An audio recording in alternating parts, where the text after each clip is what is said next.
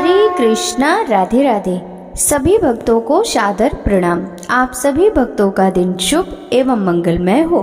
प्रिय श्रोताओं, आज 11वें दिन के आषाढ़ मास की यह कथा जीवन के उस मोड़ पर ले जाती है जहां आत्मा और ईश्वर की दूरी क्षण भर की लगती है। जब हम बार बार प्रभु की कथा सुनते हैं तो हमारे भीतर कुछ गूंजने लगता है। आज हम प्रार्थना करते हैं, हे प्रभु, जो हम समझ नहीं सकते उसे स्वीकार करने की शक्ति दीजिए, और जो हमें विचलित करता है उसमें भी आपका स्वरूप देखने की दृष्टि दीजिए। अब सुनिए आज की कथा। ब्रह्मा जी कहते हैं, गोदावरी के उत्तर तट पर अस्वस्थ तीर्थ, पिप्पल तीर्थ और शनैश्चर तीर्थ है। उनका फल सुनो। पूर्व काल की बात है, देवताओं ने महर्षि अगस्त्य से अनुरोध किया था कि आप विंध्य पर्वत को आदेश देकर ऊपर उठने से रोकें।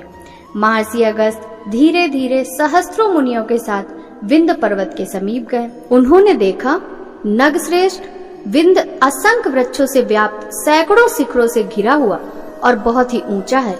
ऊंचाई में वह मेरुगिरी और सूर्य से टक्कर ले रहा है। मुनि के आने पर विंध्य पर्वत ने उनका आतिथ्य सत्कार किया।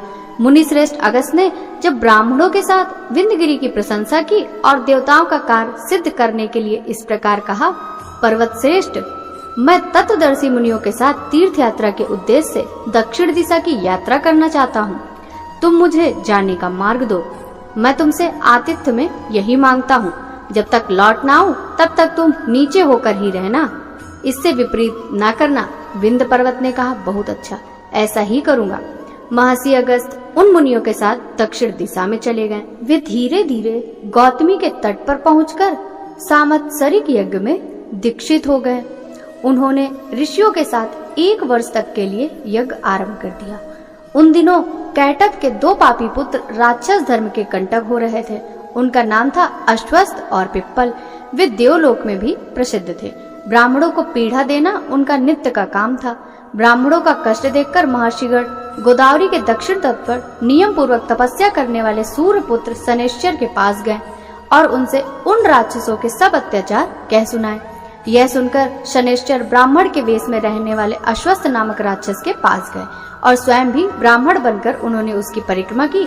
उन्हें परिक्रमा करते देख राक्षस ने ब्राह्मण ही समझा और प्रतिदिन की भांति माया करके उस पापी राक्षस ने उनको भी अपना ग्रास बना लिया।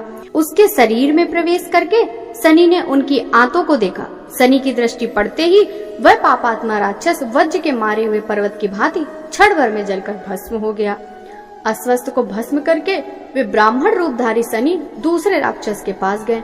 वहां उन्होंने अपने को वेदाध्ययन करने वाले ब्राह्मण के रूप में उपस्थित किया, मानो वे विनीत शिष्य थे। और पिप्पल गुरु, पिप्पल ने पहले की ही भांति अन्य शिष्यों के समान शनैश्चर को भी अपना आहार बनाया, किंतु उदर में प्रवेश करने पर शनिदेव ने उनकी आंतों पर दृष्टि डाली। उनके देखते ही वह भी जलकर भस्म हो गया। इस प्रकार उन दोनों को मारकर सूर्यपुत्र शनैश्चर ने मुनियों से पूछा, अब मेरे लिए कौन सा कार्य है, आप लोग बताएं। मुनियों को बड़ा आश्चर्य हुआ। उन्होंने शनि को इच्छा अनुसार वर देना चाहा। शनिदेव बोले, जो मेरे दिन को नियम से रहकर अश्वस्थ का स्पर्श करे उनके सब कार्य सिद्ध हो जाएं और मेरे द्वारा होने वाली पीड़ा भी उन्हें ना हो। जो मनुष्य अश्वस्थ तीर्थ में स्नान करे उनके भी सब कार्य सिद्ध हो जाएं। जो मानव शनिवार को प्रातः काल उठकर अश्वस्थ का स्पर्श करते हैं उनकी समस्त पीड़ा दूर हो जाती है। तब से उस तीर्थ को अश्वस्थ तीर्थ, पिप्पल तीर्थ और शनैश्चर तीर्थ भी कहते हैं। अगस्त, शात्रिक, यज्ञिक और सामगमिक आदि 16,108 तीर्थ वहाँ वास करते हैं। उन तीर्थों में किया हुआ स्नान और दान संपूर्ण यज्ञों का फल देने वाला है। इसके आगे विख्यात सोम तीर्थ है। उसमें स्नान और दान करने से सोमपान का फल मिलता है। औषधियाँ पूर्व काल से ही संपूर्ण जगत की माताएं हैं। उनमें ही यज्ञ, स्वाध्याय और धर्मकार प्रतिष्ठित है। औषधियों से ही समस्त रोगों का निवारण होता है। उन्हें से अन्न की उत्पत्ति और सब प्राणों की रक्षा होती है। एक दिन औषधियों ने मुझसे कहा, सुरश्रेष्ठ, हम लोगों को एक ऐसा पति दीजिए जो राजा हो। उनकी बात सुनकर मैंने कहा, तुम सबको राजा पति रूप में प्राप्त होगा। तब उन्होंने पुनः प्रश्न किया, इसके लिए हमें कहाँ जाना होगा? मैंने कहा, माताओं, तुम गौतमी के तट पर जाओ। गौतमी के प्रसन्न होने पर तुम्हें लोक पूजित राजा की प्राप्ति होगी। यह सुनकर वे वहाँ आ गई और गौतम की स्तुति करने लगी। औषधियाँ बोली, भगवान शंकर की प्रियतमा पुण्य सलीला गौतमी यदि आप इस पर भूतल पर आती हो तो संसार के प्राणी जो नाना प्रकार की पाप राशियों से तिरस्कृत हुए दुखी हो रहे हैं, क्या करते नदीश्वरी? भूमंडल के मनुष्यों के स्वभाव का अनुमान कौन कर सकता है? जिनके महापातकों का नाश करने वाली आप जगन माता गंगा उनके लिए सदा ही सुलभ है। तीनों लोगों की वंदनीय जगजननी गंगा आपके वैभव को कोई नहीं जानता, क्योंकि कामदेव के शत्रु भगवान शंकर भी सदा मस्तक पर लिए रहते हैं। मनोवांछित फल देने वाली माता तुम्हें नमस्कार है। पापों का विनाश करने वाली ब्रह्ममयी देवी तुम्हें नमस्कार। भगवान विष्णु के चरण कमलों से निकली हुई गंगा तुम्हें नमस्कार है।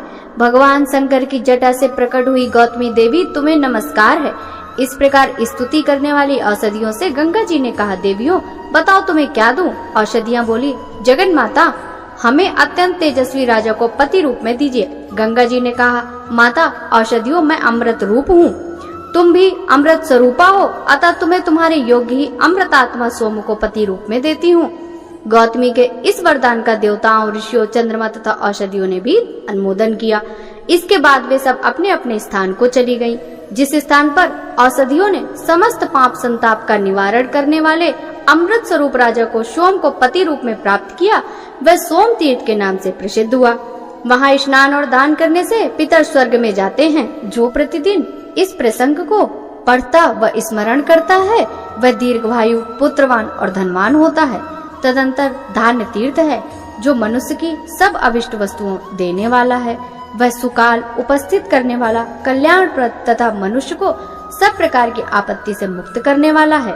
राजा सोम को पति रूप में पाकर औषधियां बहुत प्रसन्न हुई थी। उन्होंने सब लोगों तथा गंगा जी के सामने यह अभिष्ट वचन कहा। वेद में एक पवित्र गाथा है जिसे वेदों के विद्वान जानते हैं। जिस भूमि में फसल उगी हुई है वह माता के समान साक्षात माता ही है। जो गंगा जी के समीप उसका दान करता है वह समस्त अभिलिषित वस्तुओं को प्राप्त कर लेता है। जो मानव खेती लगी हुई भूमि, गौ तथा औषधियों को ब्रह्मा, विष्णु और शिव रूप ब्राह्मण के लिए भक्ति पूर्वक दान करता है, उसका किया हुआ सब दान अक्षय होता है तथा वह अपने संपूर्ण अभिष्टों को प्राप्त कर लेता है। औषधियाँ सोमराज की प्रिया है और सोम भी औषधियों के पति हैं। यह जानकर जो ब्रह्मवेत्ता ब्राह्मण को औषधि अन्न दान करता है वह संपूर्ण अभिलिषित वस्तुओं को पाता और ब्रह्मलोक में प्रतिष्ठित होता है। औषधियां राजा सोम से बातचीत करती हुई कहती हैं, राजन हम ब्रह्म रूपिणी और प्राण रूपिणी हैं। जो हमें ब्राह्मणों को दान करे उसे तुम पर लगाओ। स्थावर जंगम रूप जितना भी जगत है वह सब हम लोगों से व्याप्त है। हव्य, कव्य, अमृत तथा जो कुछ भी भोजन के काम आता है वह हमारा ही श्रेष्ठ अंश है। यह जानकर जो अन्न का दान करता है राजन उस पर पार लगाओ।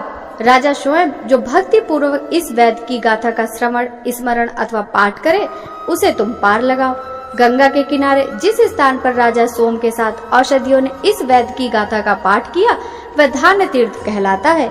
उस दिन से उसके कई नाम हो गए, औषध तीर्थ, सौम्य तीर्थ, अमृत तीर्थ, वेद गाथा तीर्थ और मातृ तीर्थ। जो मनुष्य इन तीर्थों में स्नान, जप, होम, दान, पितृ तर्पण और अन्न दान करता है उसका वह सब कर्म अच्छे फल देने वाला होता है। वहाँ दोनों तटों पर 1600 तीर्थ हैं, जो सब पापों का नाश करने वाले और सब प्रकार की संपत्ति बढ़ाने वाले। वहाँ विदर्भा संगम और रेवती संगम तीर्थ भी हैं। अब उनका वृतांत बतलाऊंगा। पुराण वेत्ता पुरुष उसे जानते हैं। महर्षि भरद्वाज एक बड़े तपस्वी महात्मा थे। उनकी बहन का नाम रेवती था, वह कुरूपा थी। उसका सर बड़ा विकृत था। प्रतापी भरद्वाज गंगा जी के दक्षिण तट पर बैठकर बड़ी चिंता करने लगे कि इस भयंकर आकार वाली अपनी बहन का विवाह किसके साथ करूं? कोई भी तो इसे ग्रहण नहीं करता। अहो, किसी के कन्या ना हो, कन्या केवल दुख देने वाली होती है। जिसके कन्या हो उस प्राणी को जीते जी पग पग पर मृत्यु रहती है।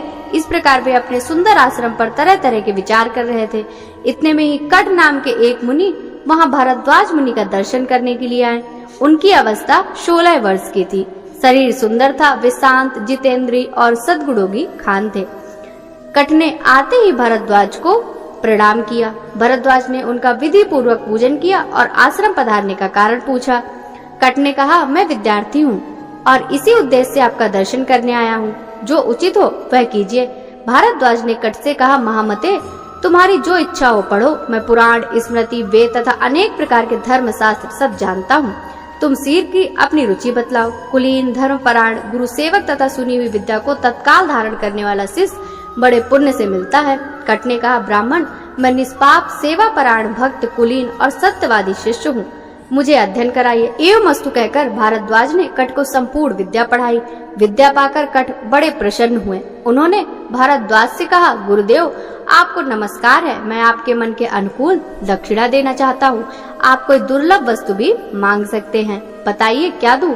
जो शिष्य अपने गुरु से विद्या प्राप्त करके भी उन्हें मोहमस दक्षिणा नहीं देते, वे अब तक सूर्य और चंद्रमा की सत्ता रहती है, अब तक नरक में पड़े रहते हैं। भारद्वाज ने कहा, यह मेरी बहन अभी कुमारी है, इसे विधि पूर्वक ग्रहण करो और पत्नी बनाओ।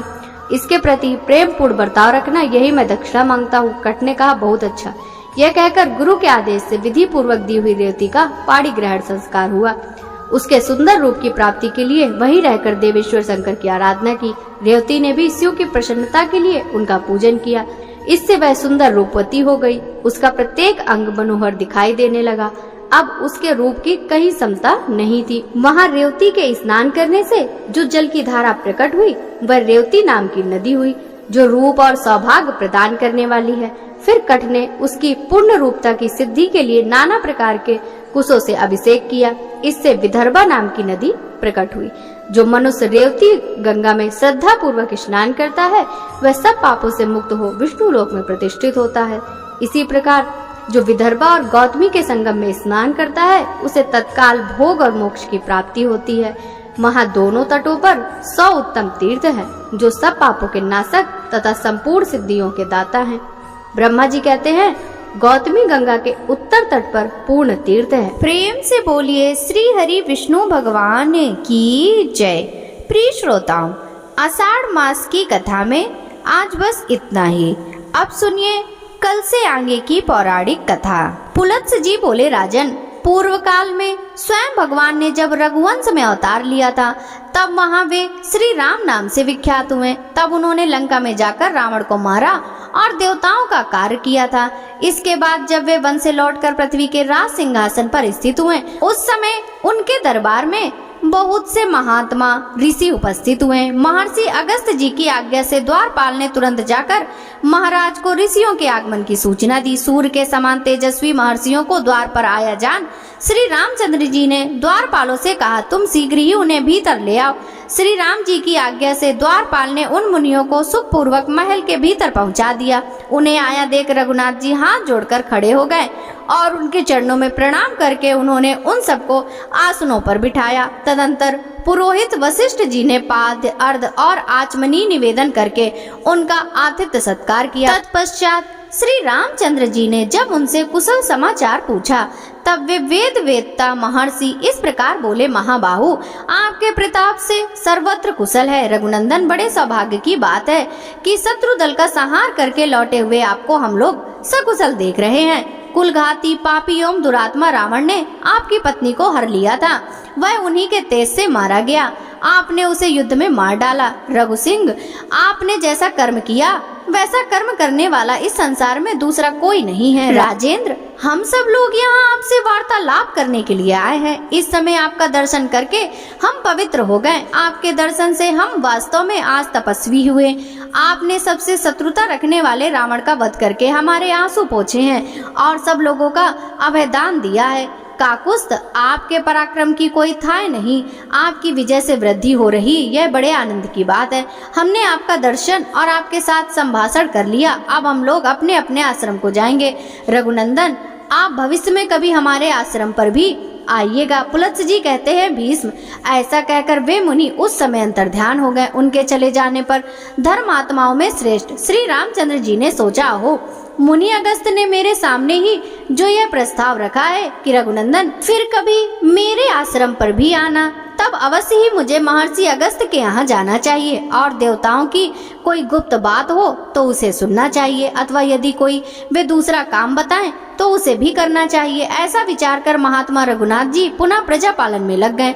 एक दिन एक बूढ़ा ब्राह्मण जो उसी प्रांत का रहने वाला था, अपने मरे हुए पुत्र को लेकर राजद्वार पर आया और इस प्रकार कहने लगा, बेटा, मैंने पूर्व जन्म में ऐसा कौन सा पाप किया है कि जिससे तुझ इकलौते पुत्र को आज मैं मौत के मुख में पड़ा देख रहा हूँ। निश्चय ही यह महाराज श्री रामचंद्र जी का दोष है, जिसके कारण तेरी मृत्यु इतनी जल्दी आ गई। रघुनंदन, अब मैं भी स्त्री सहित प्राण त्याग दूंगा, फिर आपको बाल हत्या, ब्रह्म हत्या और स्त्री हत्या 3 पाप लगेंगे।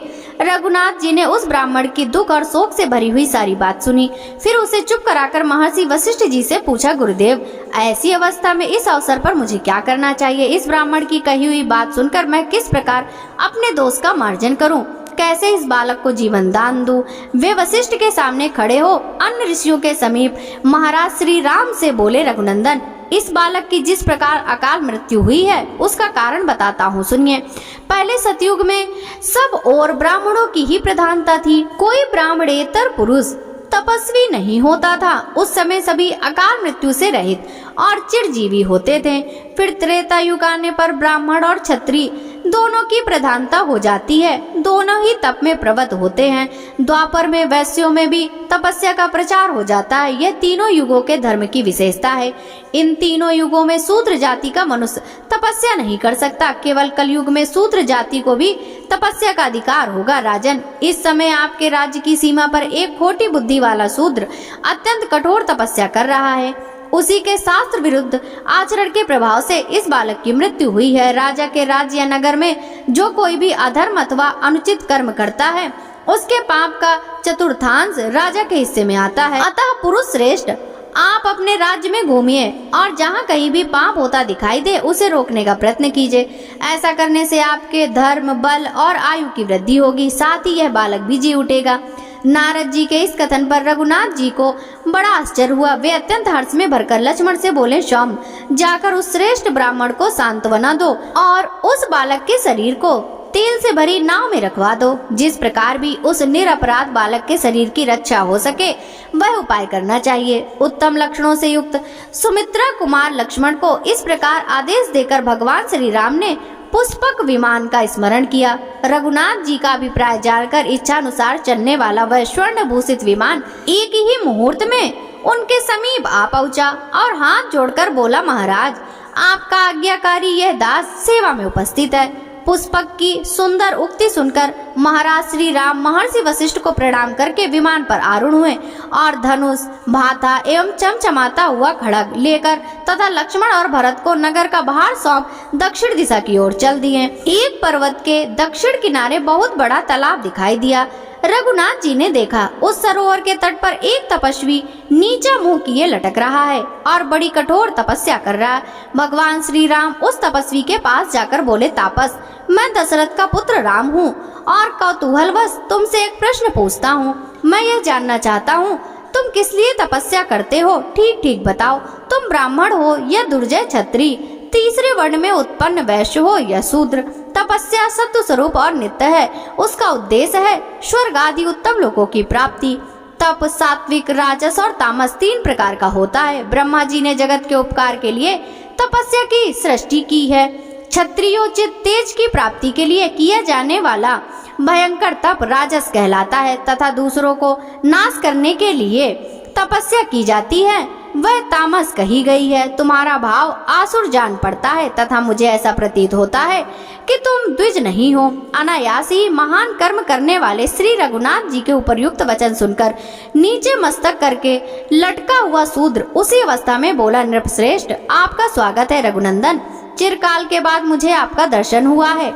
मैं आपके पुत्र के समान हूँ। आप मेरे लिए पिता के तुल्य हैं, क्योंकि राजा तो सभी के पिता होते हैं। महाराज, आप हमारे पूजनीय हैं। हम आपके राज्य में तपस्या करते हैं, उसमें आपका भी भाग है। विधाता ने पहले से ही ऐसी व्यवस्था कर दी है। राजन, आप धन्य हैं जिनके राज्य में तपस्वी लोग इस प्रकार सिद्धि की इच्छा रखते हैं। मैं शूद्र योनि में उत्पन्न हुआ हूँ और कठोर तपस्या में लगा हूँ।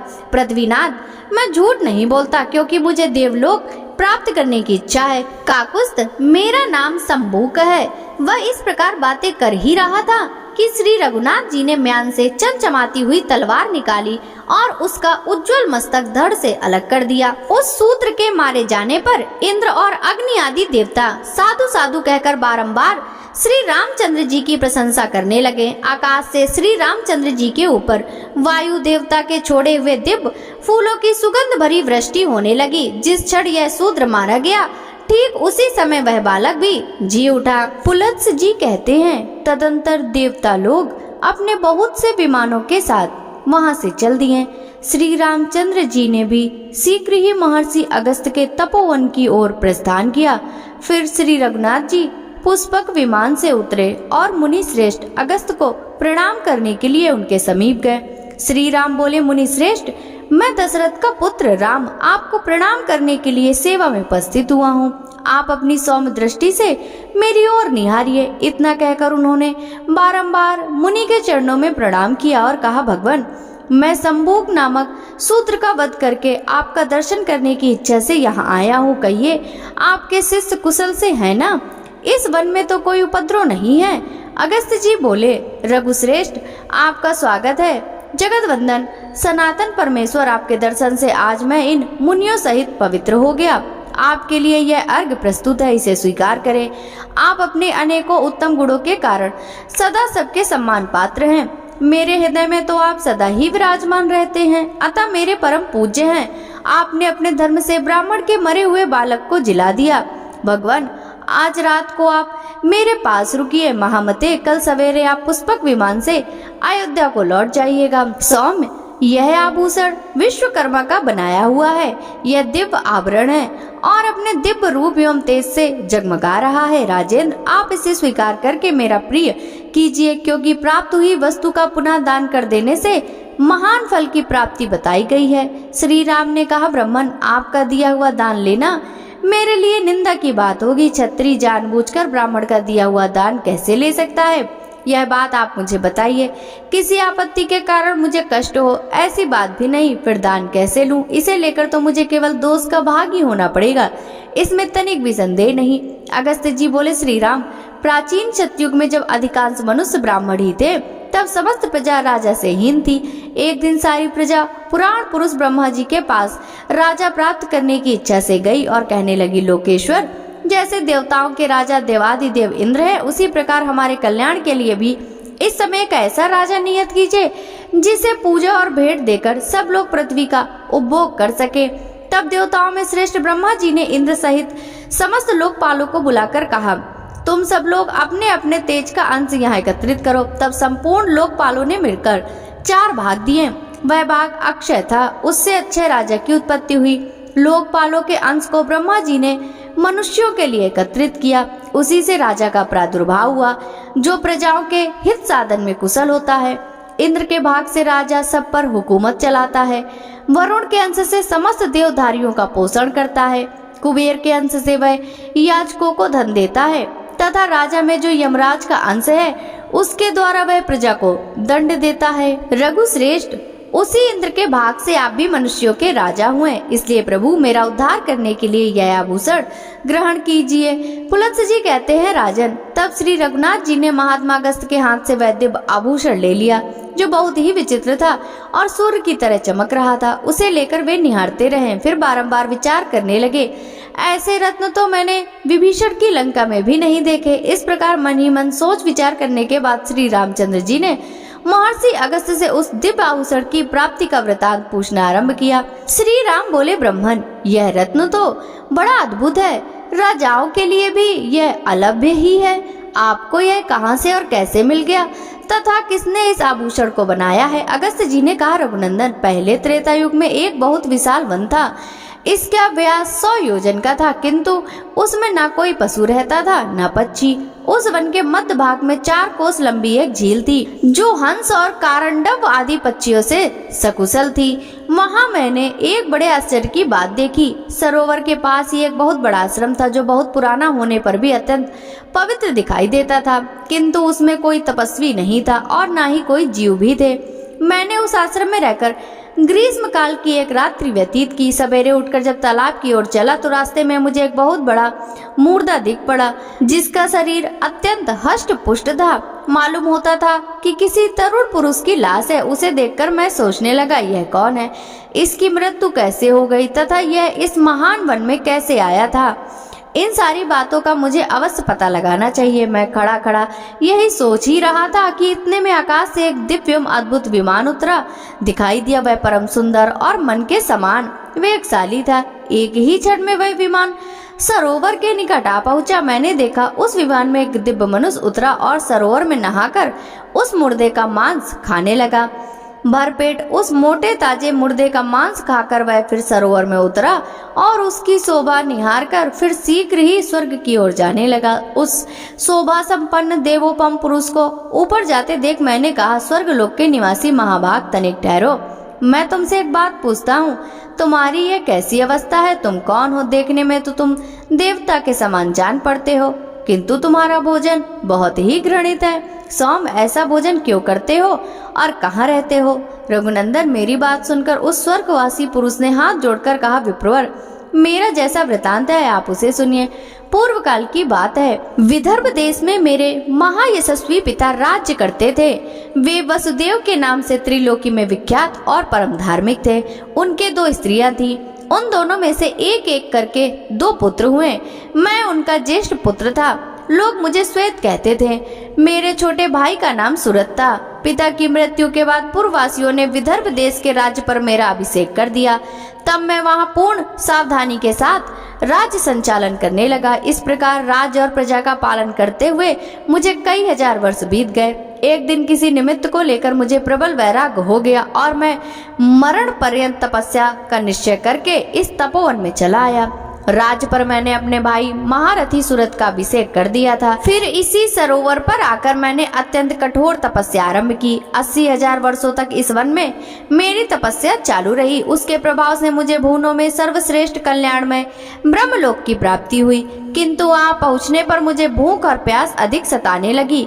मेरी इंद्रियां तलमला उठी। मैंने त्रिलोकी के सर्वश्रेष्ठ देवता ब्रह्मा जी से पूछा, भगवान, यह लोक तो भूख और प्यास से रहित सुना गया है, यह मुझे किस कर्म का फल प्राप्त हुआ है कि भूख और प्यास यहाँ भी मेरा पिंड नहीं छोड़ती? देव, शीघ्र बताइए, मेरा आहार क्या है? महामुने, इस पर ब्रह्मा जी ने बहुत देर तक सोचने के बाद कहा, तात, पृथ्वी पर कुछ दान किए बिना यहाँ कोई वस्तु खाने को नहीं मिलती। तुमने तो उस जन्म में भिखमंगे को भी भीख तक नहीं दी। जब तुम राजभवन में रहकर राज्य करते थे, उस समय भूल से या मोहवश तुम्हारे द्वारा किसी अतिथि को भोजन नहीं मिला, इसलिए यहाँ रहते हुए भी तुम्हें भूख प्यास का कष्ट भोगना पड़ता है। राजेंद्र, भांति भांति के आहारों से जिसको तुमने भली भांति पुष्ट किया था, वह तुम्हारा उत्तम शरीर पड़ा हुआ है, उसी का मांस खाओ, उसी से तुम्हारी तृप्ति होगी। ब्रह्मा जी के ऐसा कहने पर मैंने पुनः उनसे निवेदन किया, प्रभु, अपने शरीर का भक्षण कर लेने पर भी मेरे लिए दूसरा कोई आहार नहीं रह जाता जिससे इस शरीर की भूख मिट सके तथा जो कभी चुकने वाला ना हो। ऐसा कोई भोजन मुझे देने की कृपा कीजिए। तब ब्रह्मा जी ने कहा, तुम्हारा शरीर ही अच्छे बना दिया गया है, उसे प्रतिदिन खाकर तुम तृप्ति का अनुभव करते रहोगे। इस प्रकार अपने ही शरीर का मांस खाते जब तुम्हें 100 वर्ष पूरे हो जाएंगे, उस समय तुम्हारे विशाल एवं दुर्गम तपोवन में महर्षि अगस्त्य पधारेंगे। उनके आने पर तुम संकट से छूट जाओगे। राजर्षि, वे इंद्र सहित संपूर्ण देवताओं और असुरों का भी उद्धार करने में समर्थ हैं। फिर तुम्हारे इस घृणित आहार को छुड़ाना उनके लिए कौन सी बड़ी बात है? भगवान ब्रह्मा जी का यह कथन सुनकर मैं अपने शरीर के मांस का घृणित भोजन करने लगा। विप्रवर, यह कभी नष्ट नहीं होता तथा इससे मेरी पूर्ण तृप्ति भी हो जाती है। न जाने कब वे मुनि इस वन में आकर मुझे दर्शन देंगे। यही सोचते हुए मुझे 100 वर्ष पूरे हो गए हैं। ब्राह्मण, अब अगस्त मुनि ही मेरे सहायक होंगे, यह बिल्कुल निश्चित बात है। राजा श्वेत का यह कथन सुनकर तथा उनके उस घृणित आहार पर दृष्टि डालकर मैंने कहा, अच्छा, तो ये तुम्हारे सौभाग्य से मैं आ गया, अब निसंदेह तुम्हारा उद्धार करूंगा।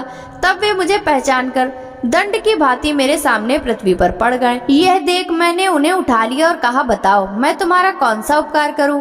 राजा बोले, ब्राह्मण, इस घृणित आहार से तथा जिस पाप के कारण मुझे यह प्राप्त हुआ उससे मेरा आज उद्धार कीजिए। जिससे मुझे अच्छे लोक की प्राप्ति हो सके। ब्रह्मर से अपने उद्धार के लिए मैं यह दिव्य आभूषण आपको भेंट करता हूँ, इसे लेकर मुझ पर कृपा कीजिए।